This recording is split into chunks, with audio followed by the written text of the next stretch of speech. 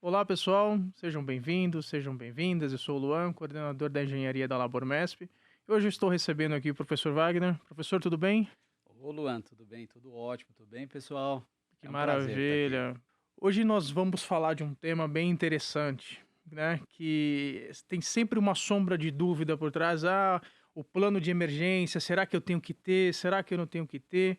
Professor, comente um pouco pra gente sobre esse plano de emergência. Vamos lá, hoje nós vamos falar sobre plano de emergência. Tem bastante coisa para falar, mas a gente vai dar vamos dar um panorama para você entender o que que é um plano de emergência, aonde o plano de emergência está escrito, se eu tenho que ter, se eu não tenho que ter, por que que eu tenho que ter. Então, vamos lá. Eu vou me basear, pessoal, é assim, é importante vocês saberem que existem as NBR, que todo mundo sabe. O que que é uma NBR? Norma Brasileira. A ABNT, Associação Brasileira de Normas Técnicas. O que que é uma norma técnica? É o estado da arte. Então, se uma empresa ou qualquer entidade conseguir seguir a norma 100%, é estudar, é o ideal, né? E a gente sabe que nem sempre é possível você tá no ideal. E existem também as instruções técnicas, né? E existe é importante falar isso, pessoal, porque o pessoal, tem gente que fica brava com isso, mas a gente, vamos aqui falar um pouquinho de juridiquês, né? Vamos ser aqui, deixa a engenharia de lado, vamos falar da área jurídica. As NBRs, por si só, elas não são obrigatórias, por si só. Já as instruções técnicas, elas são imperativas. O que que significa isso? Elas são obrigatórias. Então, primeiro aspecto, tá? Segundo aspecto, na falta de uma IT, na falta de uma norma, se existir, de uma norma imperativa, existir uma NBR, a justiça pode se basear nela e ela se torna imperativa. Então, e o terceiro aspecto que é importante, as ITs do bombeiro, as instruções técnicas, elas levam em consideração as NBRs. Na confecção das instruções técnicas, tanto que se você olhar lá no início, de toda a instrução técnica, diz lá quais as NBRs ela se baseou. Então, isso é importante. Porque a gente vai seguir aqui a instrução técnica número 16, que é a instrução técnica do Corpo de Bombeiros que define o que é plano de emergência. Tá? Então, a gente já vai falar, ele basicamente, o plano de emergência se divide em 3 fases. E aí eu vou explicar para vocês quais são essas fases. Mas antes disso, é importante a gente pensar o seguinte: é, professor, onde que é obrigatório o plano de emergência? Aí eu tenho que falar num seguinte aspecto. O seu plano de emergência, ele é para o AVCB ou não? Se for para o AVCB, você vai ter que olhar lá na tabela 6 do decreto 63.911. Na tabela 6 você vai ver para quais edificações o plano de emergência ele é exigido. E eu já vou dizer aqui para vocês, ele é exigido nos locais de maior risco. Locais onde você tem baixo risco, você não precisa ter um plano de emergência, tá? E eu vou falar uma coisa também aqui bacana, que isso não está escrito em nenhum lugar. Como eu consulto as normas sempre, a gente está estudando, a gente percebe o seguinte, porque quando a gente fala de risco, risco é uma coisa muito grande, né? Você tem risco de incêndio, risco de Sem explosão, quedas e tudo você tem mais. vários tipos de risco. Mas quando a gente fala de segurança contra incêndio, todo mundo pensa só no risco de fogo, né? Mas aí deixa eu voltar um pouquinho aqui. Objetivos da norma de segurança contra incêndio. Ela tem vários objetivos. Objetivo número 1 é salvar vidas. Objetivo número 2, evitar que o incêndio aconteça. Objetivo número 3, em acontecendo o incêndio, eu tenho que ter medidas de segurança contra incêndio para restringir esse incêndio, não deixar o incêndio crescer. Olha que bacana. Então eu falei 3, né? Mas vamos pensar no primeiro, salvar vidas. Aí pensa o seguinte: quais são as situações, quais são os parâmetros que agravam o risco para a vida humana?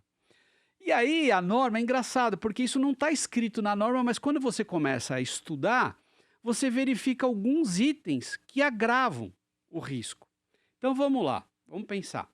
Quanto maior a carga incêndio, então uma coisa é ter um depósito de ferro ou eu ter um depósito de madeira. No depósito de ferro eu não tenho material combustível, não vai pegar fogo, não vai ter nada para pegar fogo lá. Se eu tiver um depósito de madeira, eu tenho um risco muito maior para a vida. Então, primeiro item é aumento de carga e incêndio. Segundo item, altura. Quanto mais alto uma edificação, maior o risco.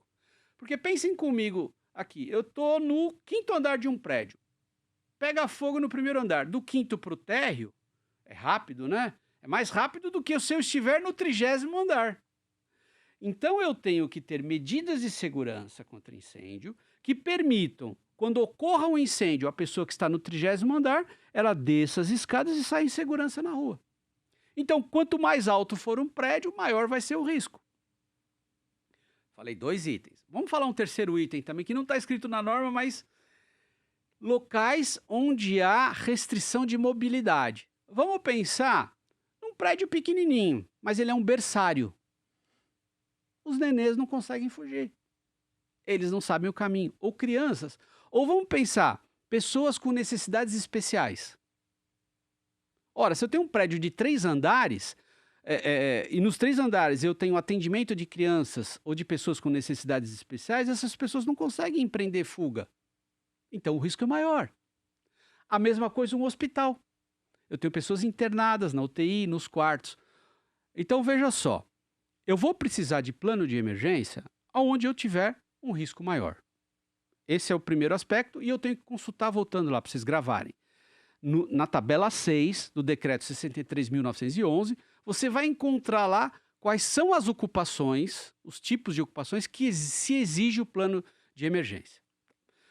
Agora, eu costumo dizer o seguinte, o que abunda não prejudica. Não é porque não é exigido que você não possa fazer. Então, o plano de emergência pode ser feito para qualquer lugar, tá? Pois bem, dito isso, vamos para o plano de emergência propriamente dito. A Instrução Técnica 16. Ele tem três fases. Ele tem uma primeira fase, que eu costumo dizer que é a fase do planilhão. Isso é uma nomenclatura minha, tá, pessoal? Sou eu que falo isso. O que é isso? É um plano, é um levantamento de dados daquele local com o plano de ação. Isso é a primeira coisa. Segunda coisa que você vai fazer é uma planta de risco. E terceira coisa é o plano de abandono. Então, essas 3 etapas, elas compõem o plano de emergência. Vamos falar de cada uma, que fica mais fácil. Então, a etapa 1, você vai fazer um levantamento de dados objetivos. Então, lá, endereço. Qual que é o meu endereço? Qual que é o bombeiro mais próximo da minha empresa? Qual o telefone desse bombeiro? Quais são os hospitais mais próximos da minha empresa? Quais são as empresas próximas próxima à minha empresa que podem me ajudar? Qual o contato dessas empresas? Qual a área construída do meu prédio? Eu tenho um prédio, térreo, 10 andares, 5 andares?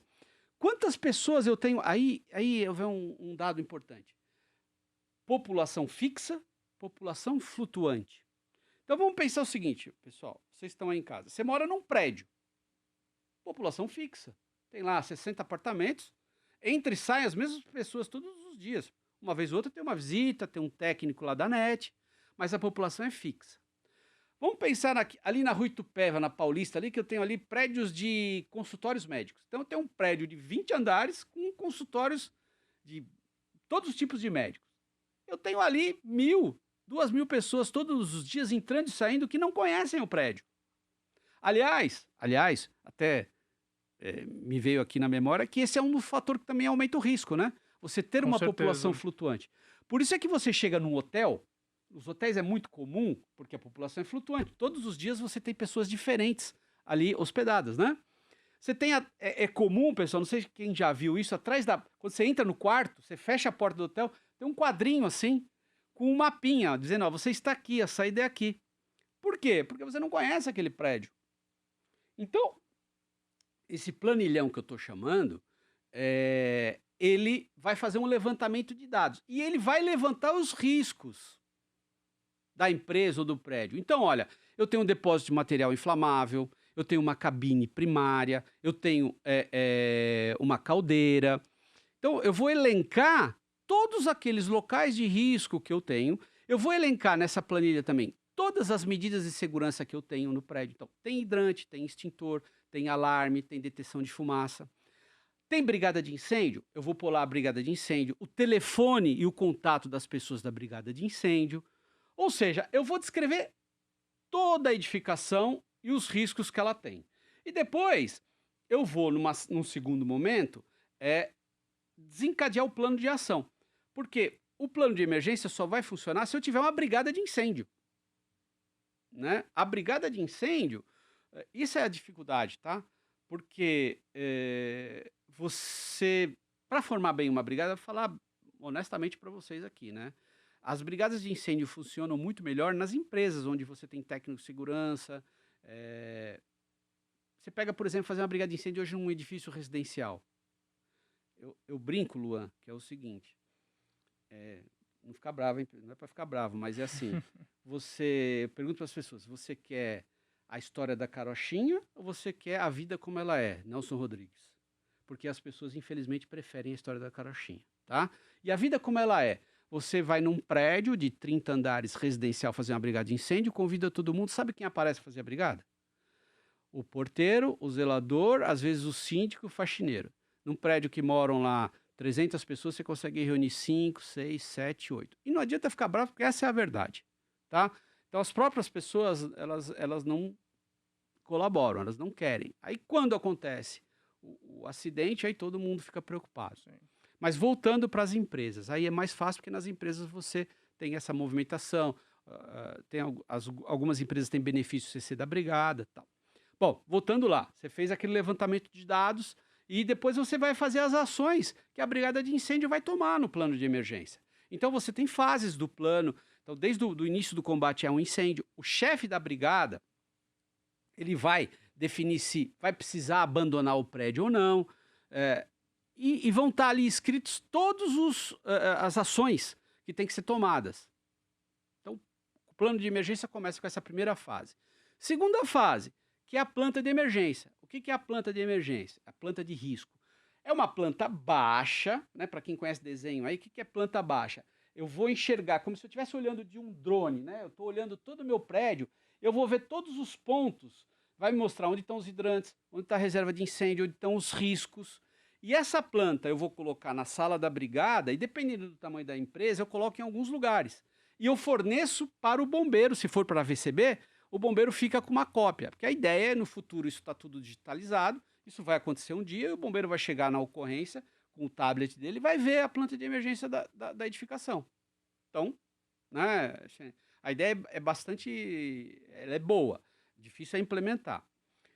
E a terceira fase do plano de emergência é o plano de evacuação, que é o famoso plano de abandono.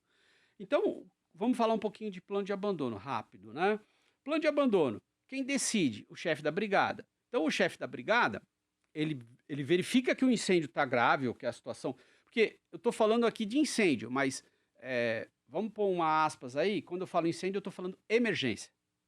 Pode não ser um incêndio, pode ser um outro tipo de emergência, pode Correto. ser um pilar rachando que aquele prédio pode vir a ruir, né? Pode ter algumas outras... Sim. Né? Quando a gente fala de emergência, é um mundo, né? É que, como aqui a gente está falando de Isso bombeiro... só para ficar claro para o pessoal, a gente está dando uma ênfase um pouco maior nas questões de incêndio, né?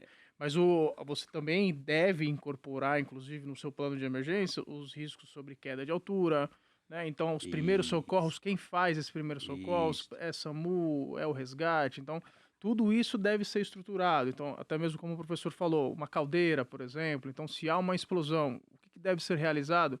Ou até mesmo um acidente. Então você tem um acidente da empresa, um acidente típico, um acidente de trajeto, então o que fazer nessas situações? Então, tudo isso estará mencionado aí no plano de emergência.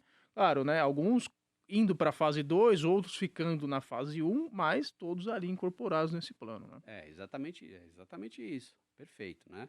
Então, falei da fase 1, né? Que é o planilhão, mais as ações. Isso tem que ser treinado, né? Isso tem que ser explicado para as pessoas. A fase 2 é uma fase estática, que na verdade você vai produzir a planta de risco e vai distribuir nos locais, né? E a fase 3, que é a que nós estamos abordando agora, que é executar o plano de abandono. Então o chefe da brigada vai determinar o abandono? Tá bom. Então o abandono ele tem que estar treinado. E você treina o abandono como? Você ensina as pessoas que estão naquela... Quando não é uma população fixa, é mais fácil, que são só os seus funcionários. Quando é uma população flutuante, fica mais difícil. Porque, basicamente, o que é o plano de abandono? É você retirar as pessoas que estão na área da emergência em segurança, que é uma tarefa difícil, porque, infelizmente, é difícil você ver planos de abandono bem executados e bem treinados, são poucos, né? Existem, né? Por quê? Tem que ter seriedade. Quer ver um problema que acontece no plano de abandono? O plano de abandono ele é composto pelos... porque você tem que ter a brigada, as pessoas que vão combater um incêndio, e você tem que ter uma parte da brigada que vai cuidar do plano de abandono, ou você vai ter que ter pessoas treinadas para ajudar no plano de abandono. Então, se eu tenho um prédio de 30 andares e eu preciso ter 2 pessoas por andar na brigada, são 60. Se a pessoa está combatendo a brigada de incêndio, como é que ela vai ajudar no abandono? Então, eu teria que ter mais 2 pessoas por andar. Estou falando de 120. Aí eles vão falar assim, você está maluco. Não tem todo esse... Mas a gente tem que pensar nisso. Sim. Porque a brigada de incêndio é 2 por andar, mas tem várias situações. Eu posso deslocar de alguns andares para ajudar naquele andar? Posso, mas tem que estar bem treinado. E quem faz isso é o chefe da brigada. Ele, sobe 2, aí sobe 4 de tais andares. Tá, os outros 2 permanecem aí em cada andar para ajudar no abandono. Não é simples, pessoal. Tem que concatenar tudo isso, tem que treinar. Mas vamos falar basicamente de um prédio que está tendo um abandono. Vamos falar de 2 pessoas que estão ajudando no abandono. O que elas vão fazer? As 2 pessoas, uma vai ficar próxima à saída, indicando para as pessoas, sempre falando, pessoal, vamos abandonar o prédio, sem gritaria, vamos com calma. Aí essa pessoa, se alguém está gritando, por favor, baixa a sua voz. Pessoal, deixem os seus pertences, fechem as suas salas e direção à saída. Esse aí é a pessoa que vai na frente, ela vai deixar todo mundo esperando. O ideal é que um pegue no ombro do outro e desça pelo lado direito da escada. Por que descer pelo lado direito da escada? Porque pelo lado esquerdo vai subir o bombeiro. Tá? E quando vocês vão descendo, vocês vão incorporando o outro andar. Porque você imagine, se você tem 30 andares, cada andar vai fazer a sua evacuação. E todo mundo vai se encontrar na escada. Aquela segunda pessoa que fica no andar é o que a gente chama de serra-fila. O que faz o serra-fila? Ele verifica todos os ambientes, ele vai no banheiro, ele vai em todas as salas para ver se não ficou ninguém para trás. E ele fecha aquela porta, passou pela porta corta-fogo, fecha a porta. Né? Evacuou, saiu todo mundo. Lá embaixo todo mundo vai para o ponto de encontro. É um local já pré-determinado, porque isso já foi treinado. As pessoas vão para aquele local e o coordenador da brigada vai verificar se está todo mundo lá, se está faltando alguém. Vejam, imagina isso num prédio com 600 pessoas é uma coisa, e um prédio com 15 mil pessoas? Né? E os flutuantes? Os flutuantes não é fácil. Dá para sempre complicar mais, né? Com certeza. Então, basicamente, o plano de emergência, existe NBR, tá? Sobre o plano de emergência. Eu costumo seguir a IT16, porque tem tudo lá. Ela é bem bacana, ela tem, inclusive, as ações que a brigada tem que tomar, tá tudo descrito lá. Então, lembrando, voltando, né, lá no início, nós temos 3 fases do plano de emergência. A primeira, que é o levantamento de dados, mais as ações que a brigada tem que tomar. Segundo, é a planta de emergência. E terceiro, é o abandono da edificação. Então, você fez esses 3 itens, compôs e executou, você tem o plano de emergência montado. Excelente, excelente. Então, pessoal, o plano de emergência é extremamente importante, né? Não negligenciem, não deixem de elaborar esse documento, tá? Mesmo se a gente vê com bons olhos, né, professor? Mesmo se não tiver a obrigatoriedade perante ao Corpo de Bombeiros, mas de ter esse plano de emergência, porque você pode ter outros riscos adicionais, como a gente bem comentou aqui. Então, não deixem de estruturar esse plano de emergência, tá? Se vocês tiverem alguma dúvida, escreve pra gente, né? Pode colocar aí o comentário aqui no nosso vídeo do YouTube, tá? Segue a gente também nas redes sociais, lá no Instagram, no LinkedIn. Professor, como é que o pessoal te acha aí nas redes sociais? Pessoal, só digitar lá Wagner Mora, você vai me achar no Facebook, no Instagram, Wagner Luiz Mora, Luiz com S, Wagner Luiz Mora.